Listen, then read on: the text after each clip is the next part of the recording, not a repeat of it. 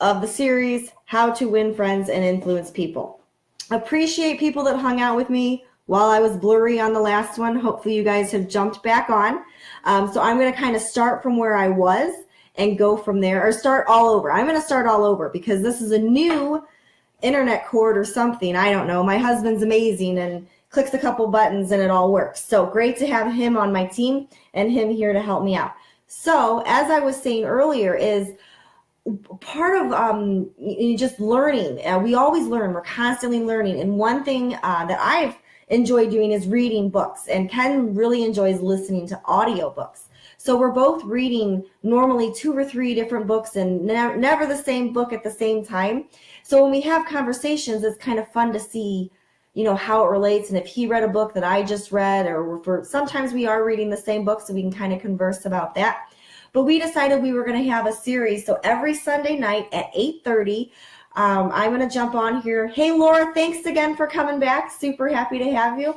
So every Sunday at 8:30, I'm going to jump on and we're going to go through chapter by chapter. There may be some weeks that I do 1 or more chapters. It just depends on, what's going on with softball, soccer, and the kids. So hopefully I can get a little more value to you.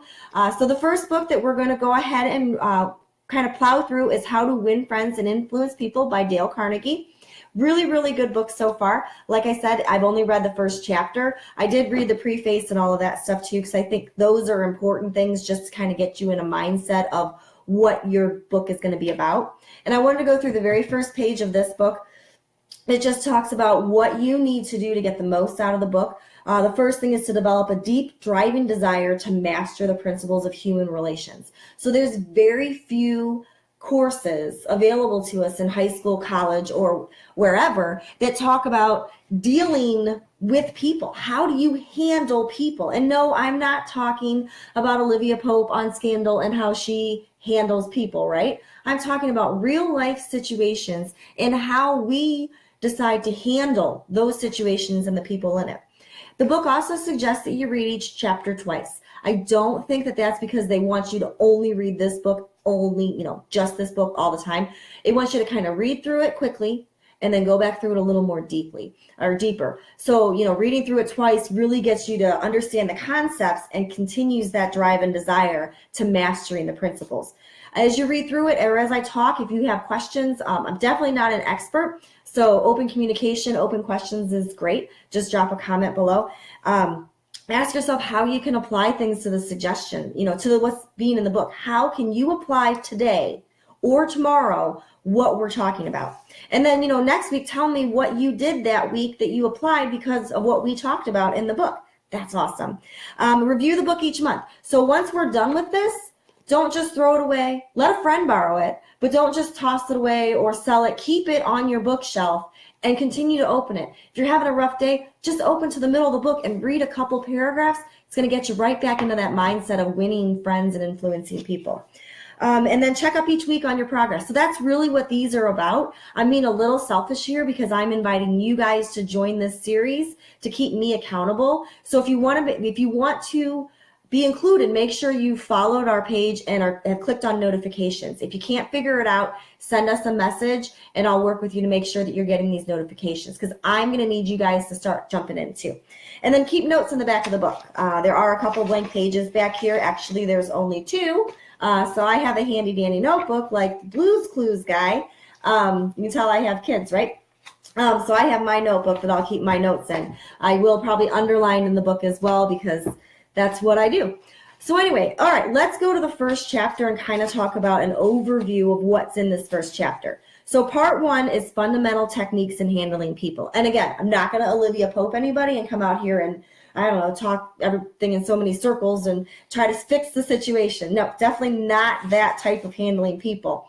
Chapter 1 is titled, If You Want to Gather Honey, Don't Kick Over the Beehive. So let that sink in, all right? So you want honey, don't piss off the bees, right? Okay, that's actually a big problem that we're having in Ohio right now, is people have used so many pesticides and insect killers that our honeybee population is very, very low. So our honey is depleting in supply. So yeah, we've really got to not kick over the beehive because we want that honey. And this first chapter kind of talks about 3 three C's. And there are C's that you shouldn't do. So don't criticize, don't condemn, and don't, one more C, Kara, come on, you can find it. Criticize, condemn, and complain. Sorry about that, brain fart. All right, so those are the three C's to not do. Don't criticize, don't condemn, and don't complain. So the chapter kind of opens with an interesting story about a gangster and how he shot a police officer, and when they went to take him down, everyone thought he was the worst killer in the world and this, that, and the other. And he merely stated, "Under my coat is a weary heart, but a kind one that would do nobody any harm." He felt that he did not, thank you, Laura, she got the complaint for me.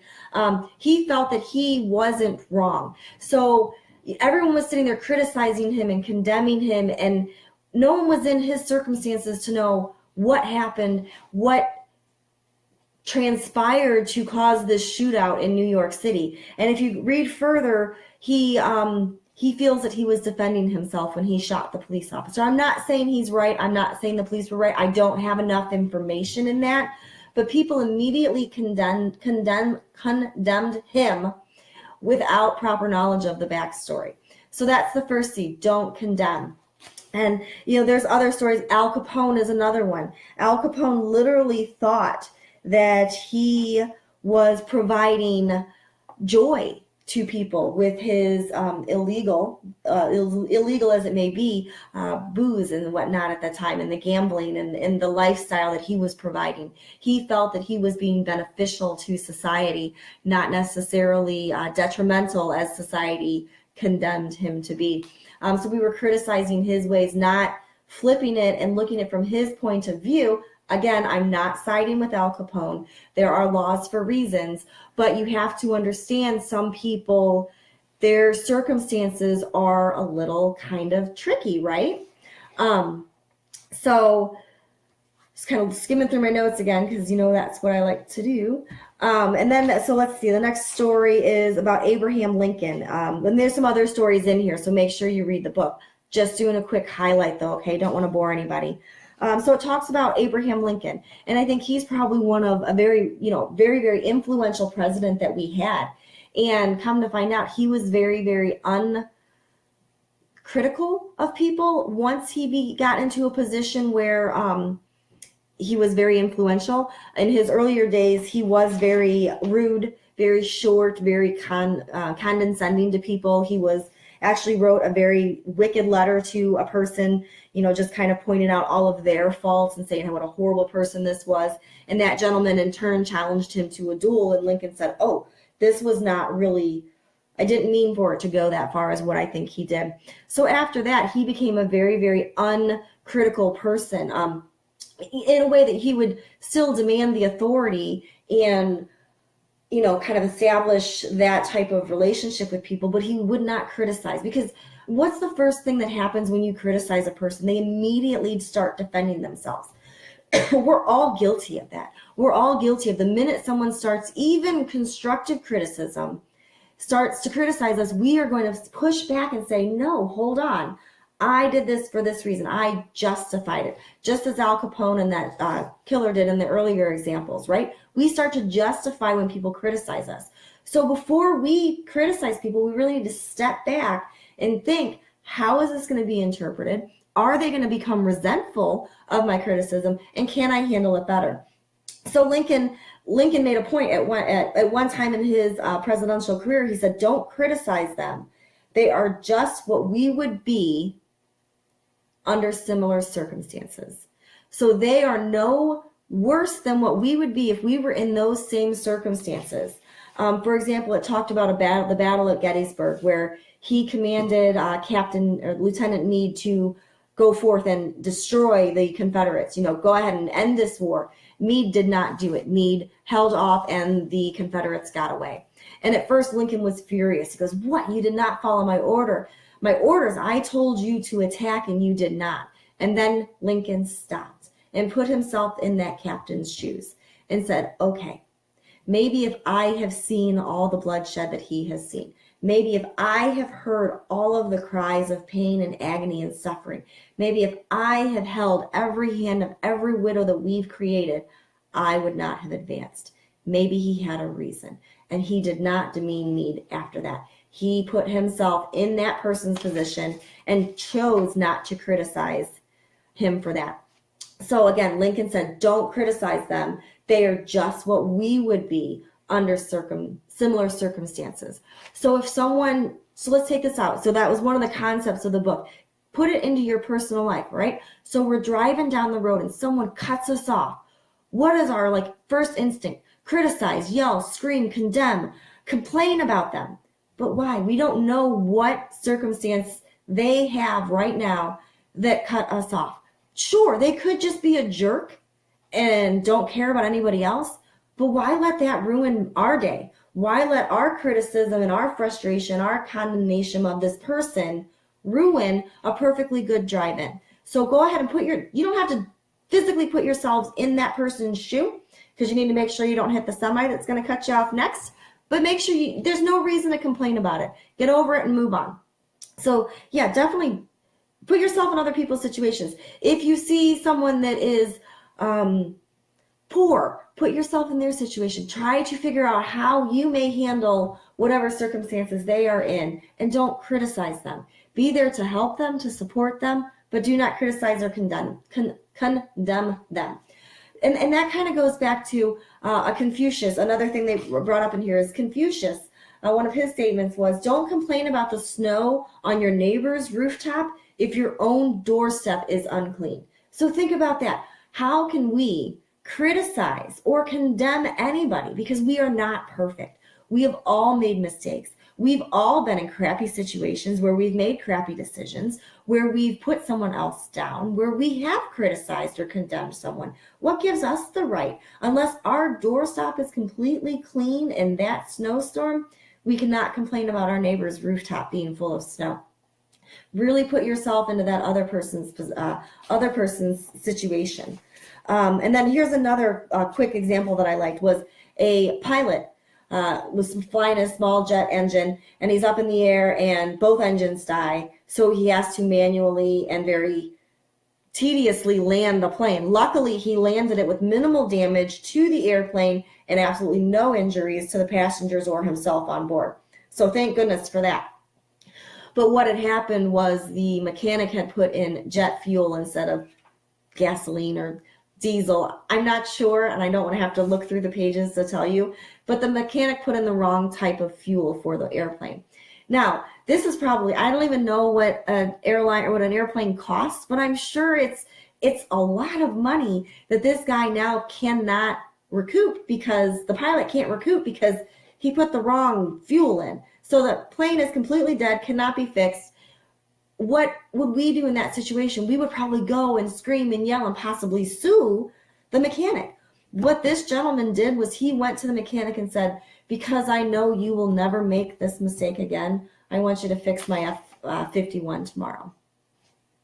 Okay, so that's something I don't know if I could have done if my $1 million plane just got ruined by this guy. I'm not sure I could give him another opportunity to possibly screw up. But the way he did it was he did not belittle the man. He did not condemn the man. He did not criticize the man.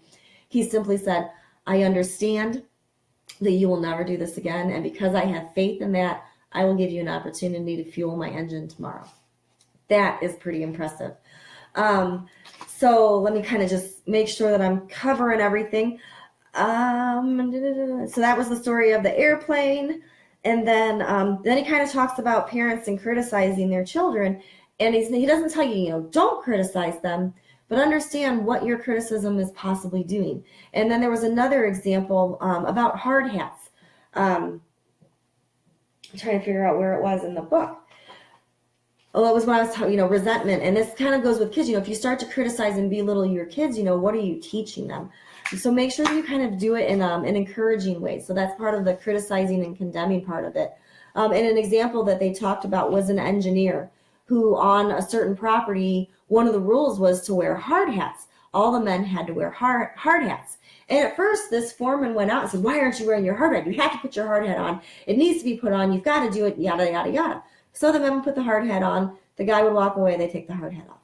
So the whole point of the conversation was lost on them. So he changed his tactics. When he would see people out in the field without a hard hat on, he'd go out and he'd speak to them in a calm voice. And he'd say, hey, are the hard hats uncomfortable, or do they not fit well? Is there something we can do to modify how they fit? Because, they really should be worn for your safety. We want to make sure that everyone out here is safe. So do you see the two differences between the two? The first one was very, very critical and condemning them and yelling at them and telling them they're wrong and this, that, and the other with a raised voice. Whereas the second one kind of went, very similar to what the whole chapter is about, is kind of stepping back and saying, how would I want to be treated? So I guess it goes back to the golden rule, right? He doesn't mention that in here. That just popped into my head. But definitely, we don't want to be criticized as people because we are going to become defensive and things of that nature. So it ends on a short story about, it's called A Father Forgets by W. Livingston Larned. And it just kind of talks about how this father goes into his son's room after the child is sleeping and watches his child sleep and just realizes that it's a child. And he has been very demeaning and belittling to his son throughout the day because his son didn't do something the exact way he would have done, this, that, and the other. And he was just kind of, in the morning, the kid didn't have his homework done, so he yelled at him. Well, the kid still gave him a hug and a kiss goodbye before he went to school. And then after work, the gentleman was reading in his study, and his son, he had just had a fight with his son about how his son didn't pick up or whatnot or eat his dinner. I'm not really sure. But he kind of had argued with his son and belittled his son again. And yet before bed, his son came running in, gave his dad a hug and a kiss before he went to bed. And it wasn't too long after that incident that the father kind of set his papers aside and went up and laid next to his son and realized, I need to not criticize because he has different circumstances. He's not a man yet. I can't expect him to be a man. I need to teach him, not criticize him. So I thought that was a really, really powerful part of the book as well. So basically, instead of trying to condemn people, let's try to understand them. So sit down, take the time to understand the people that you might want to criticize. And if you're in a situation where there's a lot of criticism going around, get out of the situation. There's no need to listen to the gossip of people talking about other things and whatnot, and being belittling to other people. Walk away. Get out of it. Just walk away. So try to understand people, treat people with sympathy, tolerance, and kindness. And then as Dr. Johnson said, and I really, really love this, that God himself, sir, does not propose to judge a man until the end of his days. Why should you and I? So that's the main principle of chapter 1. Thanks all for who stuck on with me. Again, drop a comment below if you want to continue to receive the notifications. Or if 8:30 on Sundays doesn't work for you, let me know that you would like a replay link, and I'll definitely make sure you get that replay link. So real quick, don't criticize, condemn, or complain. Because if we want that honey, we cannot kick over the beehive. So learn to understand people, listen to them, and put yourselves in their shoes. Until next Sunday, I'm going to try to get through the next 2 chapters. I think that will get through part 1 of the book. So again, if you want to grab the book, I've got a link for Amazon up in the header. Or if you have any questions, feel free to drop me a line, and we will see you next week. Thanks so much, guys. Bye.